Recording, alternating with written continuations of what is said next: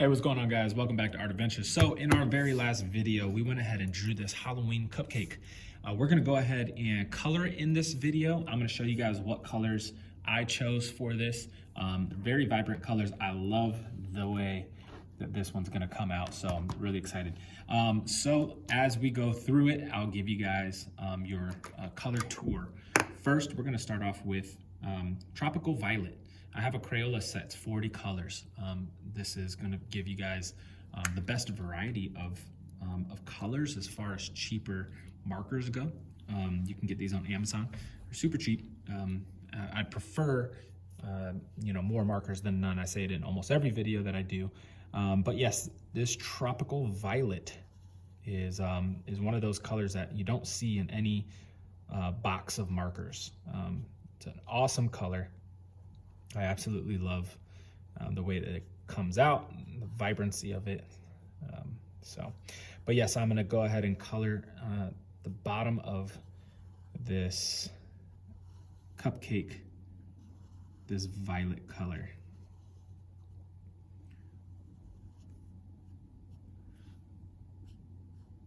And once I am done with this, I'm gonna take a little bit of a darker purple,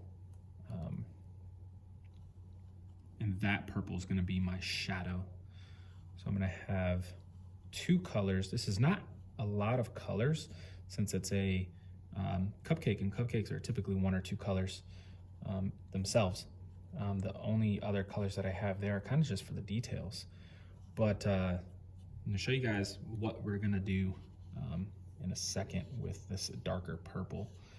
And these ovals are kind of just more like an indentation in a sense. So they're gonna be in shadow. So I got ultraviolet. Sometimes these are in 16 pack markers. I'm not sure how many packs actually have this ultraviolet, but we're gonna color in that oval. Then we're gonna do two more things. I'm gonna draw a line here that goes to the bottom, kind of fades out, and then I'm going to darken that. Darken that color, and that's going to be a shadow for us.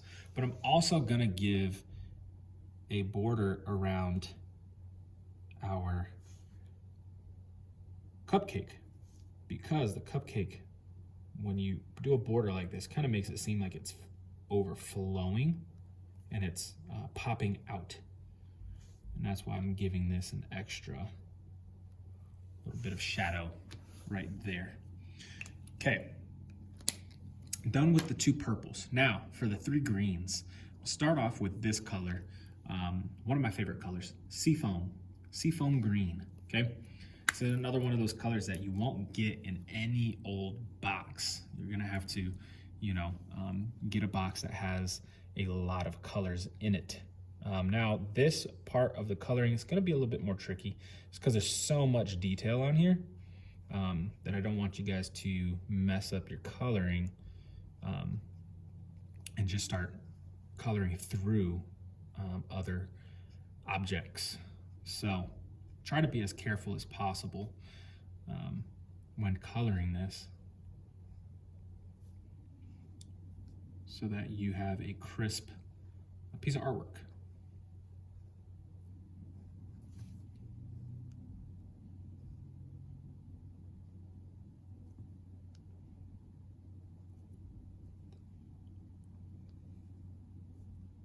So I chose these colors based off of what colors do I not normally use on any of my other videos. I'm trying to switch up the colors that I'm going with.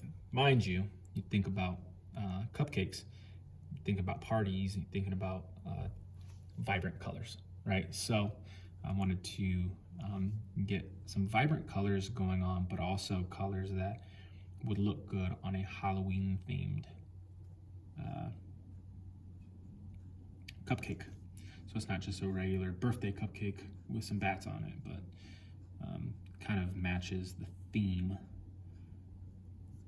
of Halloween. And I didn't want to do the typical black and orange, I wanted to do that more on the details. So like the bats are black, the boo sign is the boo candles are actually going to be orange. So we still stick with that typical black and orange jack-o'-lantern type color, which probably could have done some jack-o'-lantern Skittles. That would have been nice too. I didn't even think about it until I just said it. But we might do another cupcake depending on how this one turns out and how much time I have until Halloween hits. I'm trying to get as many videos out to you guys as possible so you guys can enjoy yourselves and have fun on those Halloween parties with your families and so on and so forth. I know a lot of people are not going to be trick-or-treating because of COVID, so a perfect way to spend your Halloween is doing some art projects, some Halloween art projects, which I think would be awesome. Do it as a family, you know, instead of going trick-or-treating or trunk-or-treat like our church does. We do trunk-or-treat, not trick-or-treat. All right, so there's your seafoam green. I'm gonna put that to the side. I'm gonna go with the second lightest color, and that's gonna be our turquoise surf, okay? I'm gonna double check my colors, make sure that I am coloring it with the correct, turquoise surf. It's gonna be my next color. I'm gonna go ahead and give a little bit of distinction off of the colors. I'm gonna put some highlights here.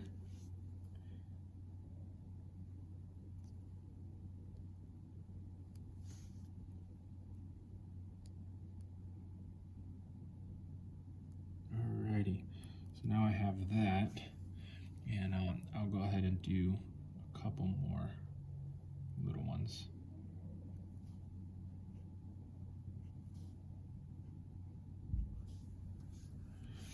Okay, go ahead and color that in as well. This should help with the lines kind of disappearing for this one.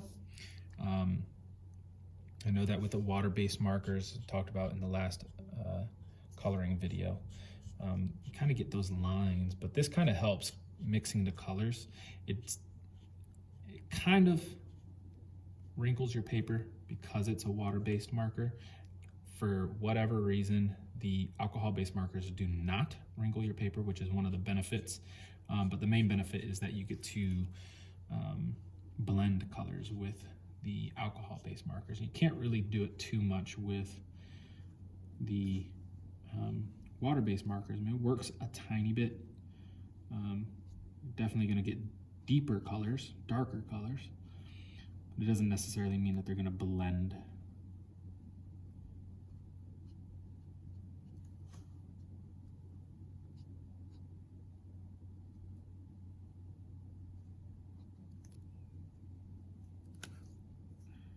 Okay, around this.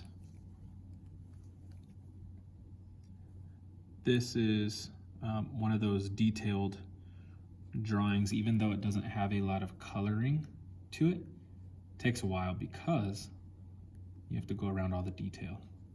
So it's not just blocking in shapes. You actually have to be precise in your coloring. And then we're gonna hit this cupcake with a third color to give it a really good curve to it, like a 3D look. So it's not just a flat color, not a flat drawing.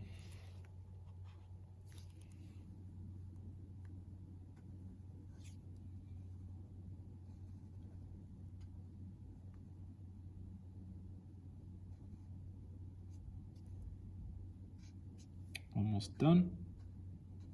So just a little tiny section left. All right, so I got that done. So now you can kind of see some highlights, not too much, but this is where it starts to pop a little bit more. Take this third green color, and this is gonna be graphic green. another one of those colors that you don't see in regular boxes. All right, so I'm gonna start over here by this B. And I'm going to do a curved line across my paper. And that is going to give me some form with this cupcake. Again, the water-based markers will kind of wrinkle your paper a little bit just because of how much ink we're putting on. I've tried this without mixing those colors and it just didn't look as good. So we're kind of going on top of each color. Now, if you put too much of the ink on top of your paper and you just keep trying to color something, you'll end up putting a hole into your paper. That's another thing the water-based markers do that the alcohol-based markers do not do. Alcohol-based markers actually don't do that. Last thing we're gonna do with this color is kind of give you guys a little bit more shadow on those couple of things right there. Boom, done with that. We're done with those greens. We're gonna move on to the two colors that we're really gonna use for the sprinkles, and that's gonna be yellow and orange. Okay, I don't want to put yellow in the same general area, so I like to spread it out to the best of my ability, okay? That is going to be the best way to kind of spread everything out, not put them all right next to each other. Now, you will get one or two that are next to each other, and that is what it is, but once you're done, you go ahead and do your orange. This is really starting to come together and come alive. Alrighty, so there's your orange, and the next thing we're gonna do is go ahead and do your boo sign. Your boo sign is going to be solid orange. I didn't choose a second orange to give me a kind of like a different highlight. I'm just gonna kind of go over in a little bit the back side of these letters to give it a little bit of a darker hue to it, a deeper orange, but I didn't want to change the colors on this. I like this orange specifically. Alrighty, let's take this yellow, put the orange to the side, take the yellow, and I'm gonna fill in the entire flame with yellow. We're gonna hit that with a little bit of orange in a second. Okay, so now that's done. Let's go ahead and do just a tiny little bit of detail, just kind of like C shapes or parentheses for the orange. And that'll give that flame just a little bit more oomph as far as the shape of it goes.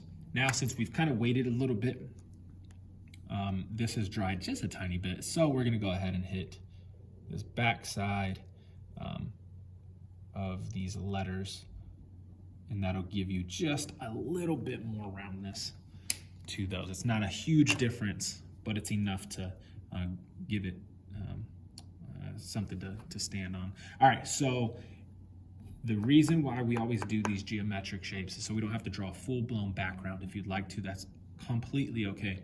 But we also don't just have a cupcake floating in the middle of a white page. So the difference, put something behind it. If you want to go ahead and trace something, it doesn't matter what kind of shape it is, whether it's a circle, kind of looks like a guitar pick in a sense, or an old school neon sign. But if you want to do your pencil box is a rectangle, go ahead and do your pencil box, you know. I like to do gray. Gray typically pops the colors out the most with these. I'll probably give this 2 passes to try to see if I can get as much of those lines out as possible. But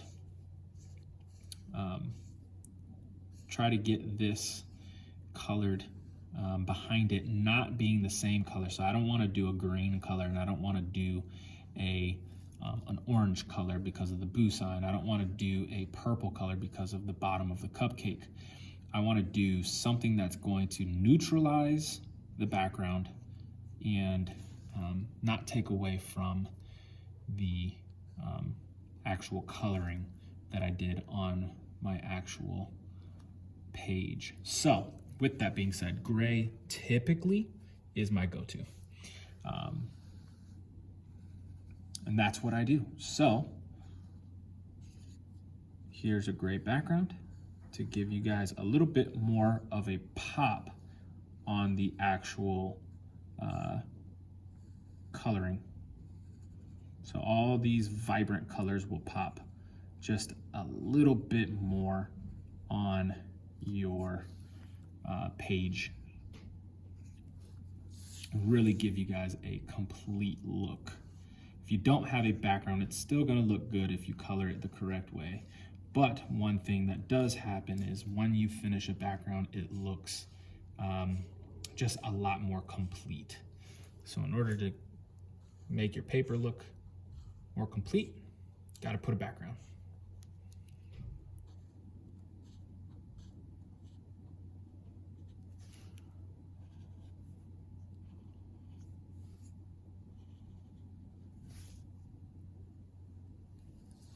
Alrighty, there you go. There you have it. There is your Halloween cupcake. That was fun. I'm gonna get another cupcake to you guys hopefully in the next day or two. It's gonna be a lot more detailed. It's really kind of on the gross side and things popping out, and it's just a really fun drawing. It's gonna take a lot longer, a lot more detailed, a lot more time consuming, so I'm gonna split that one into 2 videos as well, but it's gonna be really fun. I'm looking forward to it, and I hope you guys are too. See you guys on the next one. Mr. Alvarez, Art Adventures, peace and out, bye.